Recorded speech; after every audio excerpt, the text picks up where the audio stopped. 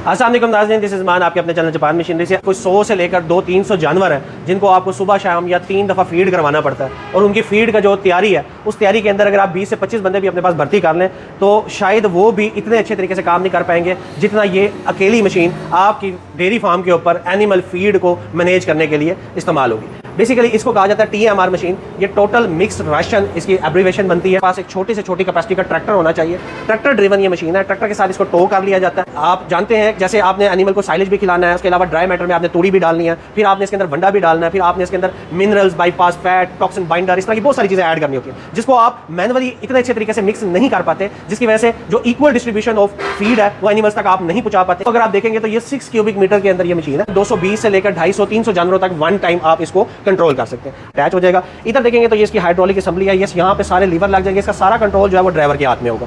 अच्छा, ये देखेंगे तो ये इसकी फीडिंग बकेट है पड़ी जो 150 kg एक टाइम के अंदर मटेरियल इसके अंदर डालती है।